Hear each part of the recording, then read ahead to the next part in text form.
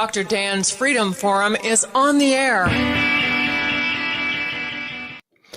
This is Dr. Dan. This is Dr. Dan, and this is Dr. Dan Live, streamed every Tuesday night at 8 p.m. Eastern Time. 8 p.m. Eastern Time to YouTube, X, Facebook, and Rumble. Tonight, adventures in libertarian problem solving. Every day, everyone is confronted with problems, some major, some minor. How you choose to solve problems reflects your personal worldview. Most people have a worldview. That is their concept of what the perfect world should look like.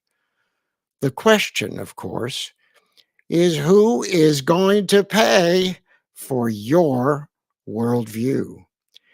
If in a perfect worldview, there is no hunger, and you purchase food and spend one day each week working in a soup kitchen in the inner city, I have no problem with that.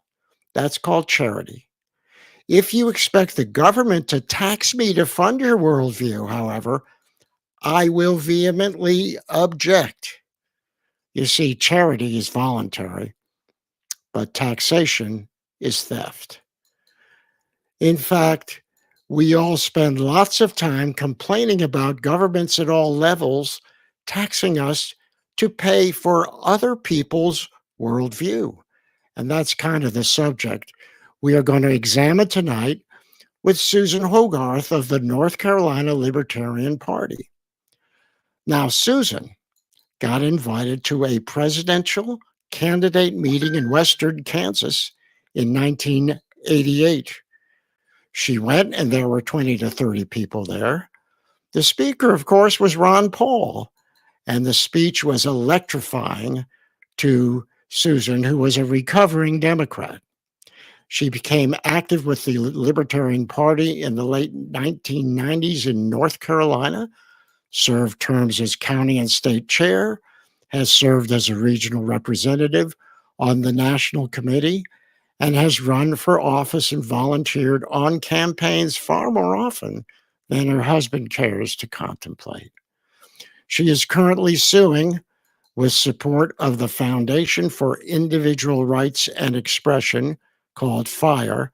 She is suing the North Carolina Board of Elections for the obvious First Amendment right to photograph her own ballot.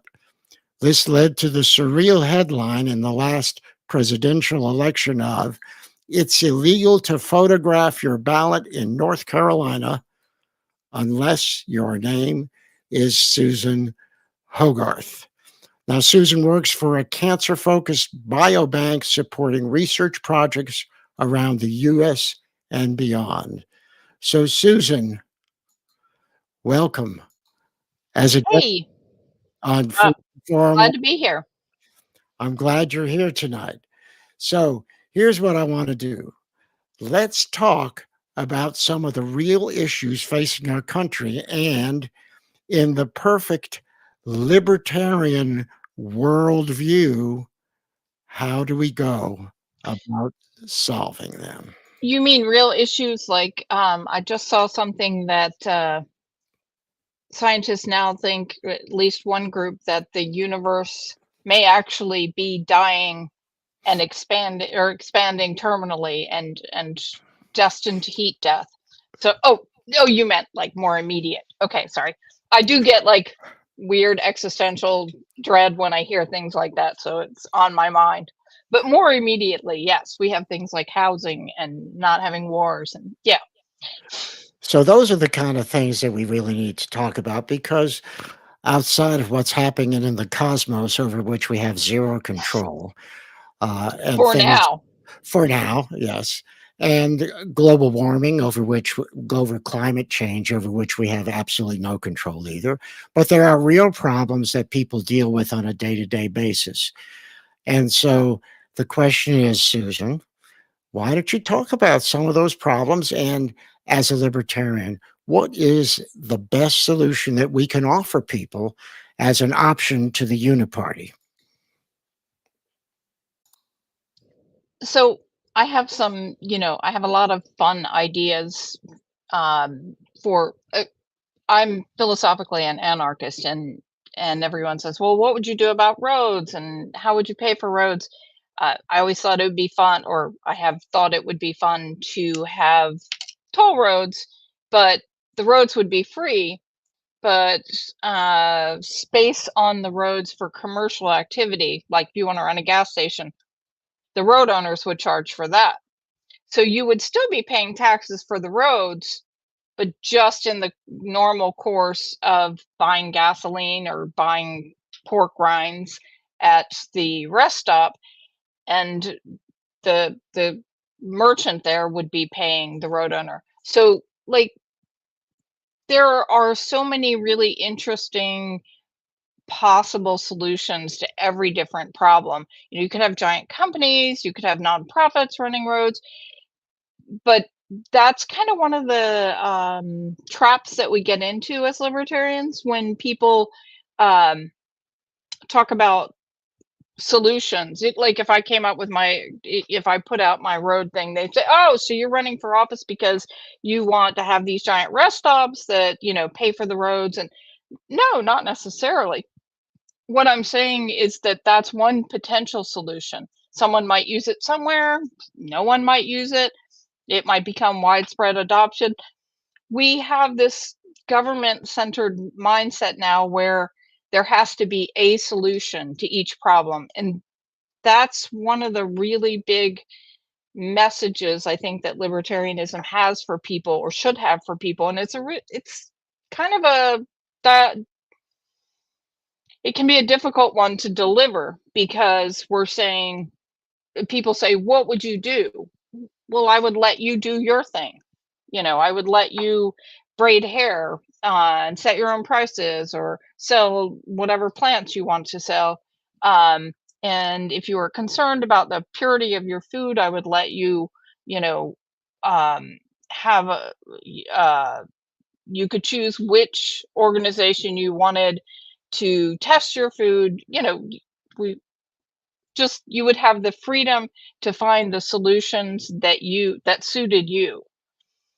So we really have gotten into a mindset that there is one solution for every problem. There's a healthcare solution, there's a housing solution, and it's never right for everyone all the time. Everyone knows that there's no one solution that's right for everyone all the time. We all know that intuitively. We know that, from reading Hayek, if we're geeks, but it's hard for people to get out of the mindset that there's going to be some agency that's going to have the solution to their problem. So I don't know what the solution would be.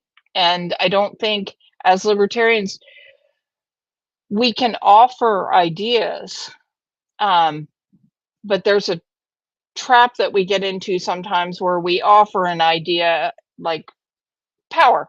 Oh, it would be great if we had more nuclear power plants. I actually think that.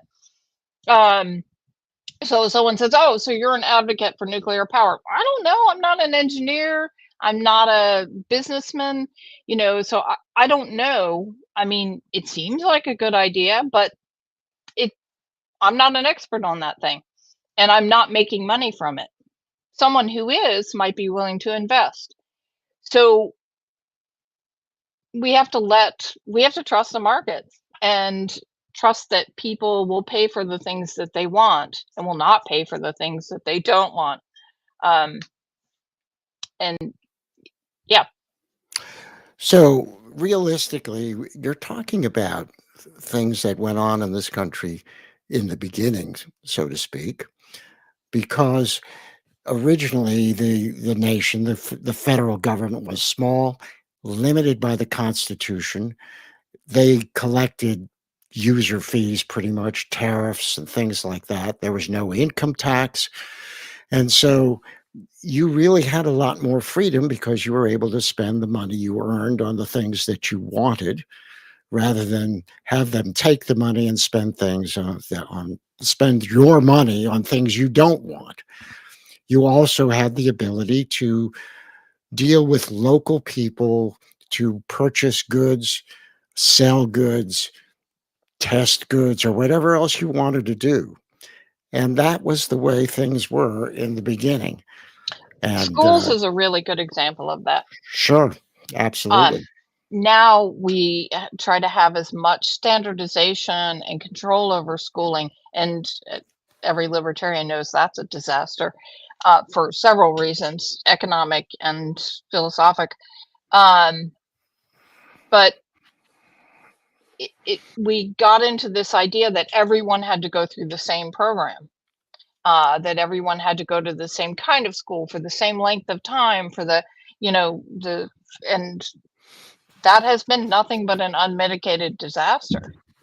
Um, yeah, Well, schools are a very good example of that. And that's why some parents, more in certain counties than others, do homeschooling because that gives them the option of controlling the curriculum for their own children.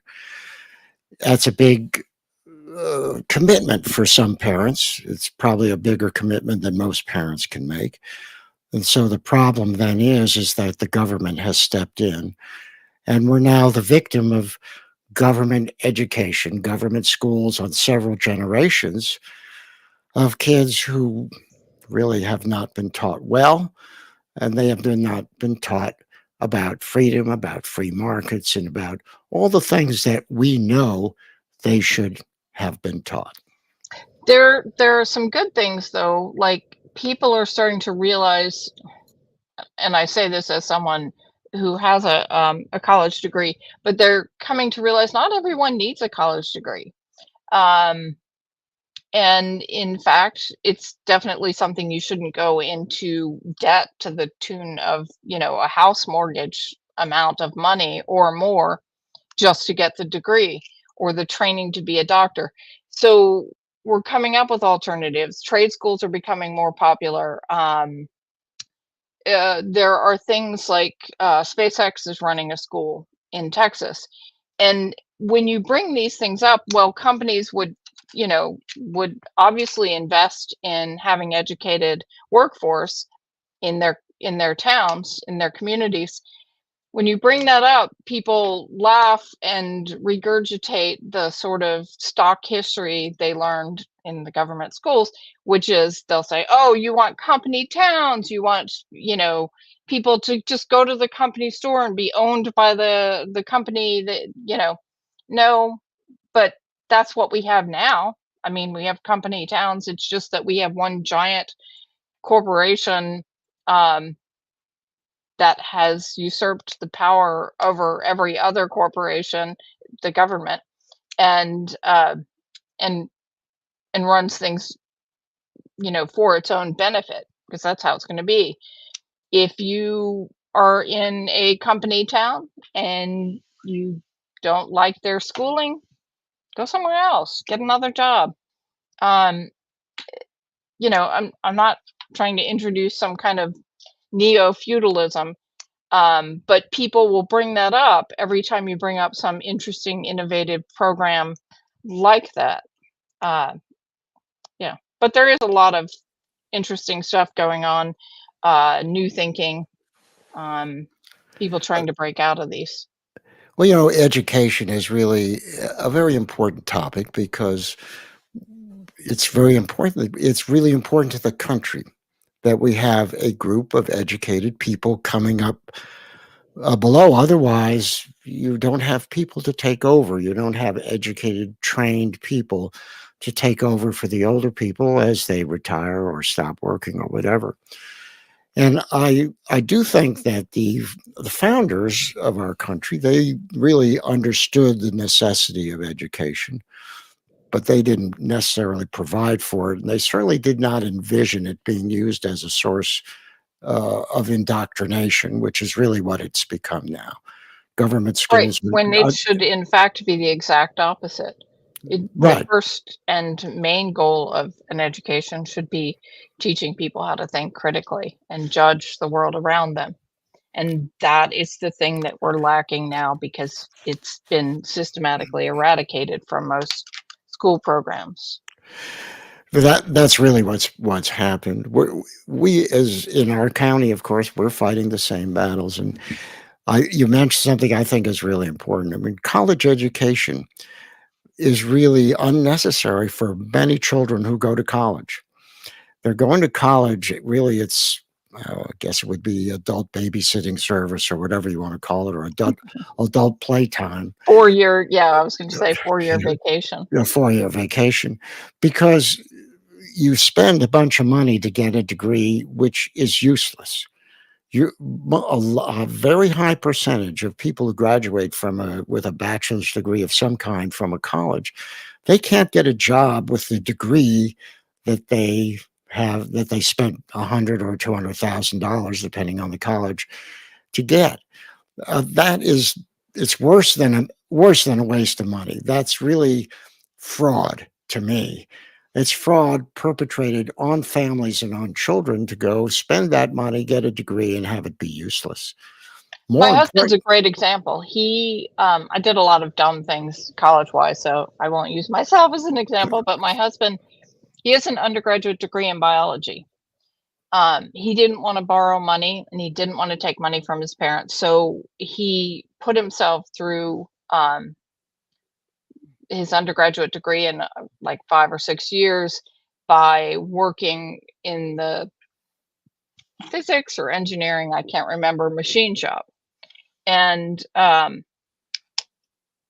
so while he was getting the biology degree, of course, he was very interested and still is in snakes, reptiles, that kind of thing.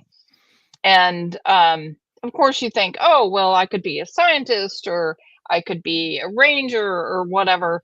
And then you get close to getting your degree and you realize you can, and this was 35 years ago, you can't get those jobs. Those are hard to get. So the scam aspect is they're like, well, but you could stay and get a master's degree or a doctoral degree. And to do that, you need money, but that's okay because you can borrow it. And then you're kind of trapped in the system. And if you ask anyone how, or ask a group of, 50 people, how many of them are working in the field that they studied as an undergraduate in college, I think it's probably, maybe half. I don't know. I'm in biology now, but for a long time I wasn't. Um, so I think to finish my husband's story, he looked at all this, at the situation. Meanwhile, as he had been working in the machine shop, he learned a lot about machining materials. He started getting interested in building things, machine tools actually. So it's kind of reiterative. And he decided to be a machinist. Now he has his own shop. He's still really interested in biology, flips rocks. We have a copperhead in our house. So all those things are still part of him and he learned a lot. But what was the more useful part of his education? It was the mathematics that he mostly taught himself, and the machining that he definitely taught himself by working. well, that's kind of a common story, really. When people go to college, I mean, some students understand that they are there for a purpose to gain knowledge in order to have a career that is going to carry them through life and be able to raise a family and the like. Unfortunately, a larger percentage think it's playtime and they try to get through. And then at the end, they're just caught because they've spent the money. They don't have something that's That's me. marketable. And some are fortunate to be able Yeah. to be employed, and others are living in their parents' basement. I And mean, look at something like being a doctor or a lawyer. It takes serious, like absolute focus over a long period of time to get those skills and critical thinking and experience. And if you, I mean, who at 17 knows that is the path they want and is able to follow it in that kind of focused, dedicated way. I know there are people, or bless them. I wasn't one, but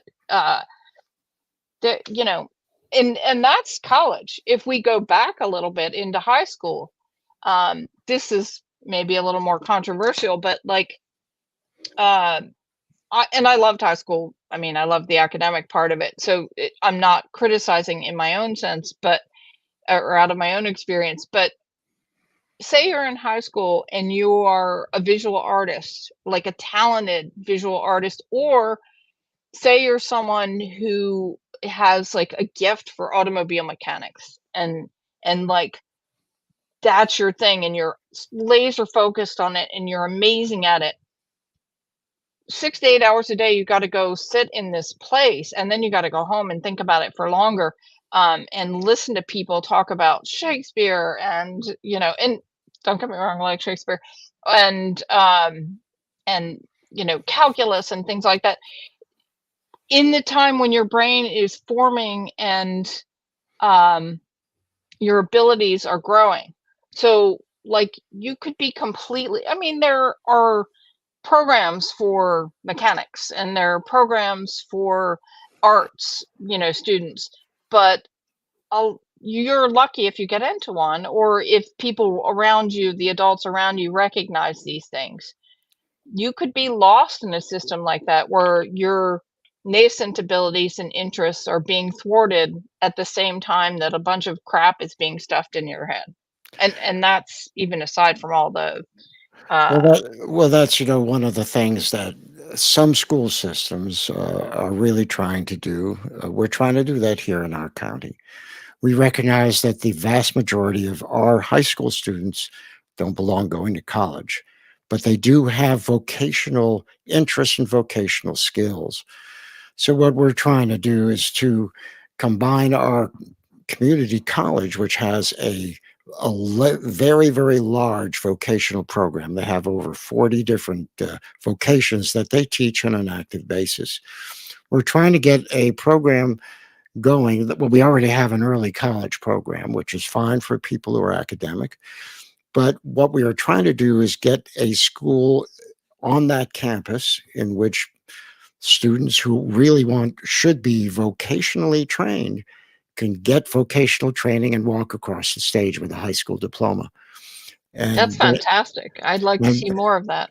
and that really is what would serve the needs of those students. And I have no problem uh, from a taxation point of view. It's kind of an investment in the future. But the problem is when the schools are not actively working for the benefit of the students, of the long-term benefit of the students. That's really what the crime is. Well, and again, it goes back to that thing that we started with. There's never just one best solution for everyone or for every situation. It's, super flexible and fluid, and large bureaucratic organizations aren't capable of that kind of response, individual response. I know teachers and administrators on an individual basis really try to make that happen. I mean, I, I was helped by people. I know people, dedicate much of their private time when they're teaching to making those connections and helping young people. Uh, it shouldn't be that it shouldn't be that way. I mean, it should be a function first of the families and of the community of that child. Um, yeah. Well, again, the family unit is really has to be the primary source of inspiration and guidance for kids. That really works best. It has worked best for centuries. In Uh, most cases. Most of the time, obviously not all the time, but if you have that kind of a family unit, then that's what you have to rely on as a child for guidance. I know in my family, that's the way it was because we had grandparents and parents who valued education for the purpose of knowledge and career. And that's what my siblings got, and my cousins got, and and even my parents. So that this is one of the problems with people's reliance on the state, is that when you bring up things like that, people will have an example. Oh, well, what if the family isn't supportive, or the family isn't there for the child, or there's no one in the community looking out? Therefore, we need a giant federal government. I mean, it seems like a giant leap. And again, as libertarians, when we're talking to people, we have to be able to recognize that not all families are like June and Ward Cleaver, and not all kids are going to have the best situation. But having a large bureaucratic organization that's mostly dedicated to keeping itself strong isn't necessarily the best response either. So, it's like people think when you say the state shouldn't have such a strong hold over education, then they're saying, oh, so you want, incompetent or uninterested parents, responsible, so that, kids get left out. Here's the thing: they get left out of a bureaucratic organization too, and probably more so. The parents are like, the school's got it. That's what we're paying them for. And so there's that abdication of responsibility, and there's just not the right kind of flexibility in a bureaucratic organization.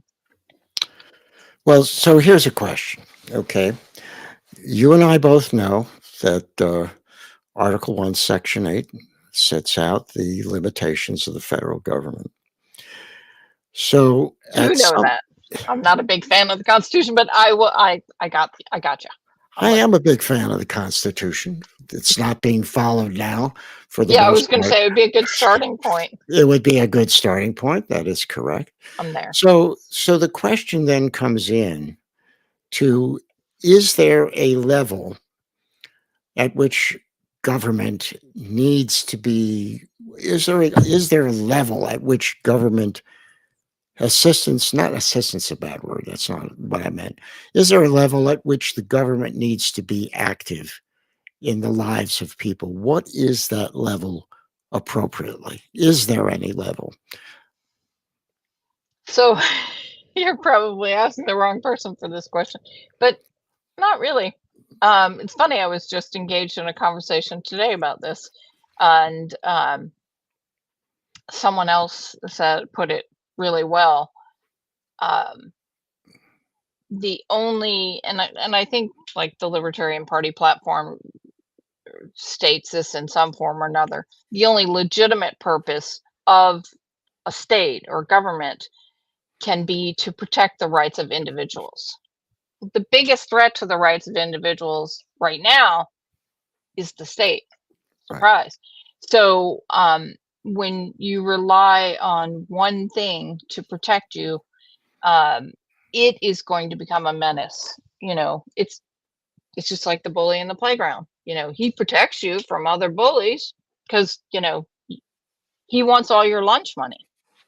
So yeah, the state's going to protect us to some degree, but will it protect our rights? Absolutely not. But if there is any legitimate role for a government institution, it's to protect the rights of individuals, not some nebulous we, not the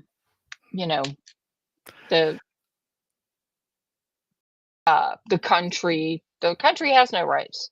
Not Americans. It's individual people, any people who have the same basic human rights. I would argue to the point that in its original form, when it was written, the Constitution did exactly that. That's how it was designed. For men. And white men. I understand. Cutting that aside, yes. Yeah, but it was written at that time. You're talking 250 years ago.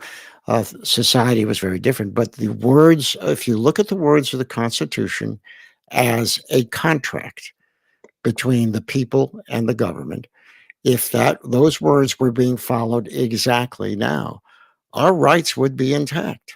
The Bill of Rights was very specific about all of the rights that we're all concerned about, many of which have been taken from us in spite of those written words now 250 years later. But back in that time, that was a very wonderfully crafted document that, had it been adhered to, where things would be a lot different now. Yeah, I think I think it was a big step forward. The whole American Revolution, the Republic, big step forward in But the look, idea of individual rights. of course, what did we Uh, have before that? We had a monarch who was a dictator. to That's who be we had. fair, ugh, Right. to be fair, um, even the English monarch had been.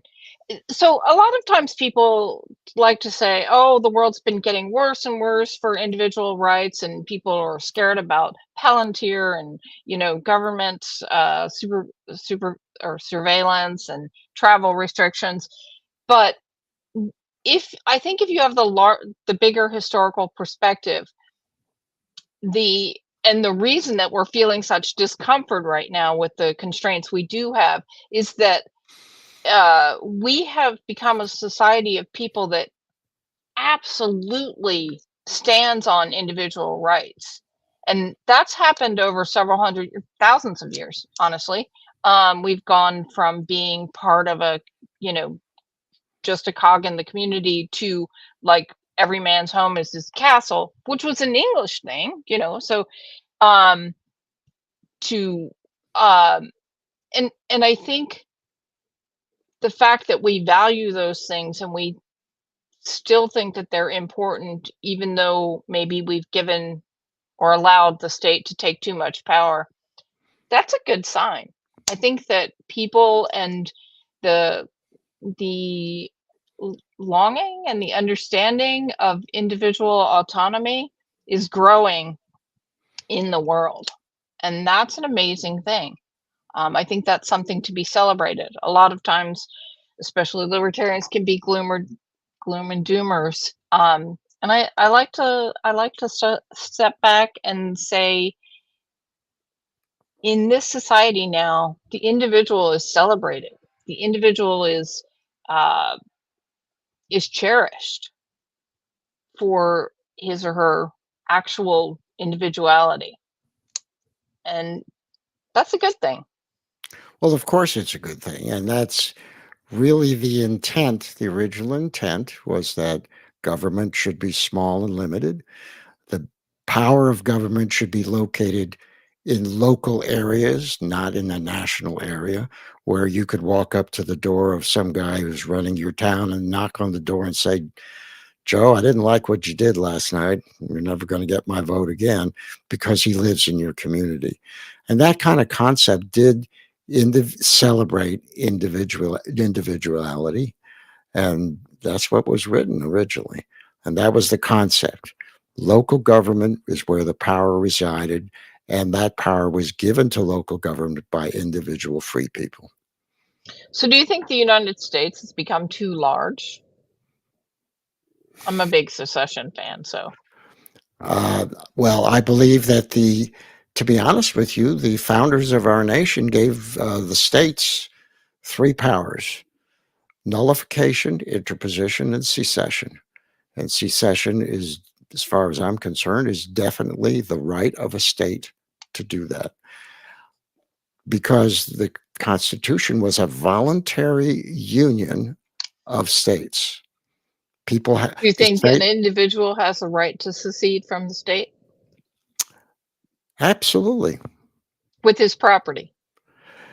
Well, that's where the problem comes in, is that the local governments don't don't do that. They Right, collect taxes on your right. property. So They are like the king. It's their fiefdom, and you're just renting it. that is true, and that, to me, that is terrible. I'm very much against that. But here in North Carolina, as I'm sure you know, It is required by the Constitution of our state that local counties collect property tax as their primary source of income. If I could get rid of that, I would love it. And sell booze. That always, when I first moved here in the 90s, and I guess I was pretty young and I didn't know a lot about American politics, and I never lived in an ABC state, uh, and I was like, what? What kind of Soviet bullshit is this? It just floored me. Uh, Also, when I joined the Libertarian Party in North Carolina, and someone told me I was talking about write-in votes, and they were like, "Oh, they just throw those away." And I was like, "No, you know, I mean, Maryland, where I grew up, has a lot of issues, but the write-in vote there, at least were in the 80s, was kind of a sacred thing, you know." And I was like, no, that can't be. That's not. I mean, I used to work for the Board of Elections, you know. I was like, don't throw votes away. Um, and but they do. It's absolutely floors me that's the case. So yeah, I've loved living in North Carolina, and there's a lot of amazing things here. Um, and the state government isn't, the worst of any state, and I wouldn't choose a place to live just because I liked or hated the government anyway. Um, but there have been some interesting quirks. Can't take a picture of your own ballot for now. That's changing. Well, I certainly hope so, because you should be able to do that to verify what your ballot was. Oh yeah. Otherwise, how do you have any proof? When Yep. when they feed that ballot into the ballot machine, you don't even know what's happening. Yep. And I mean, that it's interesting that people who are for being able to photograph your ballot have two different kind of takes, and I think both are important. One is that's the best receipt you can have. The second is it's my ballot. I want to show off. Yeah, I voted for Chase Oliver. I want everyone to know, before the end of the day, so that, to encourage other people to go. I want to brag. And neither one of those things are any of the state's business, but Well, that's true. we'll find out. And unfortunately now, as with the digital age, the state has more and more ability to watch over us, which I But think, we have more and more ability to skirt it as well. depending on how adept you are. Yes. You have Yeah, to know, you have I'm to not know how to do that, you know. this is where I'm not the best libertarian, because, and I hate saying this publicly, as a libertarian, privacy has never been my number one issue, and I know that it's important. I know it's vital for libertarians. Privacy from the state. I mean, your own privacy toward your insurance company or whatever, you can arrange that for yourself, but your privacy with respect to the state, I know it's important. Um, I dislike all those things. I think the guys in England who go around destroying the traffic cams are freaking heroes. But it's not the issue that motivates me the most. I always tend to think there's so much data that it just, so I don't know. I don't really have any excuse. I just can't get as upset about it as I feel I should. Well, the But yeah, point is, but privacy is your control. That's control of your own private space. If the government can intrude in that and watch over you, that's part of your freedom. Your individual freedom is in someone else's hands. I get it. I get it. A lot of times people conflate uh, corporate things with government things because the state makes sure that they're all bound up together. So Like, I don't want the automobile insurance company knowing what my driving habits are or where I'm going. Uh, that wouldn't be a problem in a free market. You'd find another company that respected that. I want the insurance company to track my speed and my braking and stuff because I drive good. I'm just saying. And I want to be rewarded for that. So I'd be cool with that. But what everyone knows is that that data is then available to the state. And that's what people are concerned about at root. And they should be. Well, they should be, because as the state gets more and more ability to know more and more things and exert control over certain things, for instance, your bank account and things like that, you can actually be in a serious loss of your ability to do what you want. If the government can censor you financially for not doing what it thinks is correct, then you are not free at all. That's what dictatorships do. Dictatorships have done that and tried to do that for centuries. Now they have more and more tools to be able to do that successfully. And that's wrong. And that's why privacy is so important. Because I do think it's one of the key issues. Education privacy. Yeah. I do. I agree with that. I'm glad you do.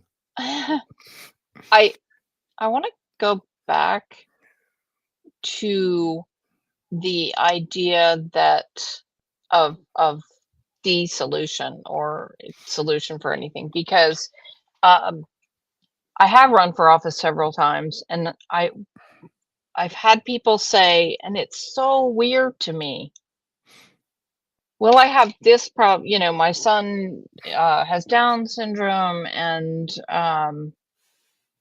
needs a wheelchair and special accommodations in class and stuff. What would you do about that? I'm not a teacher. I'm not a doctor. It always seemed like such a bizarre question to me. But you can't just, you know, shrug your shoulders and say, I'm not a teacher. I'm not a doctor. What do you expect me to do for your child? Because that's mean. And people don't respond very well to you being a jerk. And why would you want to be a jerk? What we need to do is convey to people that if we're choosing or supporting a solution, we're shutting down a bunch of other solutions. In my example of that, one of my favorite examples of that is when you look at, I used to live in Western Kansas years ago, back in the early 80s, late 80s. And I learned or heard a lot there. I mean, it was past that time, but I heard a lot about rural electrification and how important, because I grew up near Baltimore. Then I moved to Western Kansas, and they're like, oh, it's so important to, you know, string all these power lines along these, you know, rural roads so everyone could have power and light and, you know, run their farm equipment.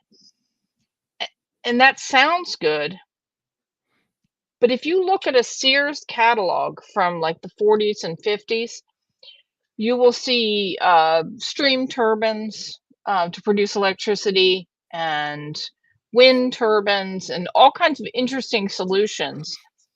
Those things had no chance to grow and develop when free electricity that you were paying for, so you might as well take, was there on the wires just for the cost of voting. So what that did was shut down the development of personalized alternative energy solutions. If we hadn't had some big push to electrify every house in the remotest area of farmlands, we would have developed a market for individual power solutions. We'd have, you know, and we're getting there now, but after a delay of decades. And it's the same with telecommunications. Now everybody has to have rural broadband. Why? You're just wasting money because in 5 years everyone's going to have access to, you know, Starlink or Kuiper or whatever they're calling it now. So it's you're actually suppressing the development of new technologies by adopting a one size fits old technology fits all. If that That's makes kind sense. of well, that's a kind of an interesting example that you've given. Because one of the things that you have to also understand, I think, is the efficiency. When you're talking about energy, there is an efficiency factor that you cannot necessarily do on an individual basis. For instance, there is nothing, there's no power source on earth greater than a barrel of oil. It's just the fact of physics is that there is more energy in a barrel of oil than you can get from a wind turbine or a solar panel or anything like that. You cannot come close to the efficiency of a barrel of oil. A barrel of oil can do the work of 49 men per hour. It's just one of those things that it became a source of energy because it was so efficient and so good. You But cannot I'm not even you really cannot arguing. yeah, I'm sorry, but you cannot compete with the efficiency factor there. And the Mm, same I, and I'm I'm not yeah. arguing for any particular solution. Mm, Although I will say that it really varies. So if you are raising cattle in western Kansas and you have a well with a stock tank there to water them out in the middle of your not even back 40, you're back 4,000 acres, way out. And that are you gonna like drag barrels of oil out there and run your pump? No, you're gonna set up a windmill and it's gonna pump the water. So every situation has a different set of solutions. But beyond that, I think it's important to recognize, and I think this is one of the things that gets lost. There's a cost to living in the country. If you mhm. want to live in the country, 20 miles from the nearest town and 50 miles from the nearest, you know, reasonable small city, there's a cost to that. You can't, it's like in New York, or in big cities where they talk about food deserts. There's a cost to living in a place with, a lot of tenement housing or a lot of expensive business real estate. It, there's just not going to be, you're going to have to walk further to get food. Same in the country. It's going to cost more to get power, to get telecommunications, and making city people subsidize rural people. Here's a good example. Postal delivery. Everyone pays the same for a stamp. It That's kind of weird. That's not how FedEx does it. I mean, and is it convenient that I can send a letter to the next town or to California um, for the same 56 cents or whatever? Sure. But that doesn't make sense. Well, that's why FedEx and UPS are doing really good and the post service is not. The postal Po service exists by selling spam, basically, True. services. Yeah, And they're more than 50 cents, by the way. I think they're around up in the 70s now. that But shows you how but you're old I am. Boomer moment. I don't know. and so there always is going to be changes in people's habits based upon what's available. For instance, I don't know too many people writing letters. I think you have a computer, you send an email, which is I wish free. I could weld my mailbox shut. I You wish I wouldn't get could any. weld my email box shut too. Um, but yeah, it's because all I get from it is spam and the occasional threat from the government. So So it's an interesting thing that you brought up, because on one level, what you say is really true, is that some people are subsidizing others in one way, and then other people are getting subsidized back in a way. So there is some kind of a cooperative system for some things. And that's kind of what I asked you a while ago, is that, is there a function for government, in your view? Is there a function of government that allows for a certain basic level of inter I don't know what the word would be, inter subsidy, interpersonal subsidy back and forth, where I scratch your back and you scratch mine, so that we can all live a sort of basic life. I think that's what the market is for, Hmm. and not the state. I think the only legitimate function of the government can be to protect individual rights. Um, but paradoxically, it seems to do the exact opposite. So So, therefore, I'm an anarchist. so you wouldn't have any problem if a private company decided to electrify rural Kansas, or in our case, rural North Carolina. Yeah, absolutely.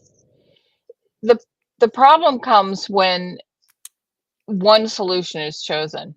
We're going to do this. We're going to do it by giving contracts to this big company, Duke Power or whatever. We're going to have certain requirements. We're going to, have a one size fits all solution.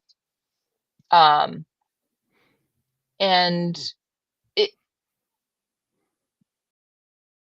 and we're going uh, to um, actively discourage that. So um, any kind of alternative solutions. I mean, I think if we hadn't had the, I love interstates. I love roads altogether. I love interstates. I love fast roads. I like slow roads. It's fantastic. But I think if we hadn't had the interstate system, we'd have flying cars. We'd have tunnels. We'd have all kinds of different solutions. We would have interstate like things that were private roads or community roads that hooked up together. Um, I think having, choosing one system and giving it state sanction withers other potential ideas. Um, and same with education, same with healthcare. Um, we have to have a certain number of MRI scanners per community and hospitals, and um, there could be some technology completely different, but because it's not in the books, you can't even explore it in any meaningful sense. I don't know. The This has invaded food to a large degree in terms of regulation and things like that. But the food market is still remarkably open. I know a lot of people will disagree with that, but you can still buy and sell a lot of things, and the you have a lot of choices in the food marketplace. Um, and that's because the state doesn't run grocery stores. If it did, it would be like the ABC system in North Carolina. Be some Soviet bullshit. What you're really talking about is, when bureaucracy grows, regulations grow. And that's what we're suffering from. We're suffering from a bureaucracy at primarily at the federal level, but still at even the state level.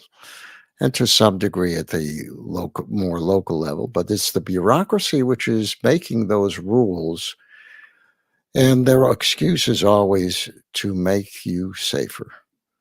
And I disagree with that. It's not up to the state to make me safe. It's up to me to make me safe. So I'm with you on that. Those rules are wrong. We shouldn't have them because it's not up to the government to protect me from things that So are what do common. you think is the function of the government? Well, like I said, that's what we really have to talk about in this country is to understand at what level are we comfortable and is with government's power, and what level is that is reasonable and acceptable. And that's where the problem comes in. We have a lot of people who want almost near total government. They want to depend on the government. And you have other people who want zero government or very close to zero government. And Let's make it like a cable company. You can subscribe to the government services or yeah. not. Mhm. You and we kind of have that now if you look at it. But the state is really big into bundling. You can't get cable without getting ESPN. That used to drive me crazy. It's like, oh my God, can't I just like get, some channels without getting all the sports crap? Nothing personal if you like sports, but um that's kind of how it is being a US citizen. It's like, wow, can I get NASA without getting bombing other countries? I mean, I don't know. I heard a very cute thing the other day, and then I saw this actually in an elevator at work, and it was amazing to see it in action. Um, Someone asked what federal agency has the most fans, the most solid fan base in the US. You do not see people, wearing an ATF is that even a thing anymore? Whatever it Yeah, is, it is. or carrying a bag for um for Department of Education, you know. Um you do see military stuff, but that's usually because those people are in the military. The one government agency that's not involved with killing people, that people seem very excited about and that actually has a fan base, NASA. Every day you'll see someone in a jacket or who's got like a patch that's, NASA. That excites people. That's cool. That's probably a service that if the government asks people to fund, they would voluntarily do it. And I think that's how it should be done. Um, would they pay to run an Air Force base in Germany? I'm not sure people would be as enthused about that. So Well, the question then is how do you go about that from a governmental point of view? Because a democracy is mob rule, and that's not what is good and not will not help us out. So you can't have elections or votes on every particular plan or program that you want to.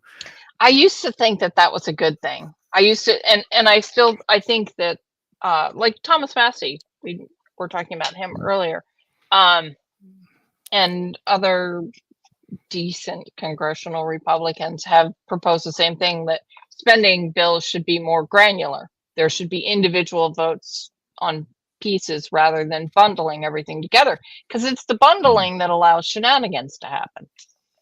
Uh, so in some ways, if we all had, some kind of terminal or something, and it was like, oh, today we're voting on NASA, or today we're voting on funding, you know, another war, and people could choose. In some ways, that would be better, but um, Not I really. but I don't think that that should be done at all. No one should be voting on how my money gets spent. Uh, there's a fun proposal, not even proposal, but idea that some people have that sets your tax burden So say my tax burden was $10,000 a year, and I got to choose how it was allocated broadly, like to defense, Department of War, whatever, to education, to NASA. I keep coming back to that. Department of Agriculture, USDA. They do some great work. They do some annoying work, but the that might be a good thing. It could also be a disaster. There's a feeling among government people that the people they govern can't make their choices about where their money should be spent, which is a really bizarre thought. Can't and shouldn't. Oh, well, you can't let people decide those things because they would do all the wrong things. Like we elect the best and the brightest and the most moral among us to go make those decisions. We know that's not true. It's the exact opposite in most cases. I don't know there's no easy answers. That's why I'm an anarchist. Well, I understand that, and you certainly have the right to be an anarchist, but there are some negatives to anarchy. That's one end of the government spectrum. It goes from anarchy to totalitarianism. And there is some place on that scale which really works for most people and keeps us free as individuals. And that's the point where we kind of have to settle on that point. We have over 340 million people in this country. That's a lot of people. And that's difficult. It's not like having, 150 people in a little town That's part of the problem. Right. Why do we have such a large governing unit? Why? They're a teeny little country. People will say, oh, well, what if China invades us? Or what if China tries to take over or buys up the United States? I don't see them buying Liechtenstein. Like, I don't, part of the problem is people are wedded to this idea of the United States as a world superpower. And I do not understand that. Like, why would you want your country to be in the position where it's the champion of a bunch of other countries and the provider for a bunch of other countries? That's a terrible idea. So I get it. It's a very sweet patriotic feeling that people have that, the United States is only out for the best for everyone. And, we would want to take over Greenland because we want to protect them. I don't know from what, I don't know, from China, I guess, or Russia. But first of all, we know that's bullshit in large part. And second, even if it's true, that's not the way the world should be working. We, shouldn't be forced to be the protectors or the owners of other people's stuff. Oh, you just reminded me of something I was really passionate about earlier in the year when they were doing all that weird stuff about Greenland. That really made me mad. Irrationally mad. Like, I was like, yeah. But with this administration, we have no idea what's going to happen next, which I think is part of their strategy, such as it is. Yeah. So why don't you sum up for us what your feeling is? What is your worldview of what we should be like in our country?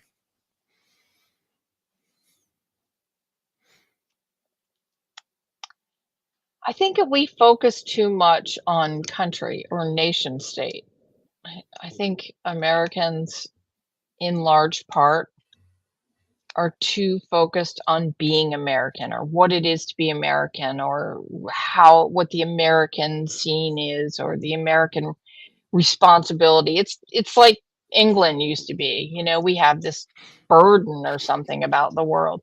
And I think we need to get away from that and think what it means to be people in the world, interacting with other people in our communities, um, in our families, and with people across the world, but not in the sense of like, oh, I don't want to talk to these people because they're Chinese, so they're communist. That's bullshit. I mean, maybe they are, maybe they're not. Um, I think we need to keep moving forward, making progress on that idea of the individual and his place in the greater human society and the smaller human communities that he's part of, rather than thinking so much about what a nation means. Does that make sense? Sure does. You have articulated your worldview very well, and you are Well, thanks for entitled. giving me the chance. Well, that's what this is about. And I want to thank you very much, Susan Hogarth, for being a guest on Freedom Forum Live. I've enjoyed the chat. Thank you, and good night. Good night.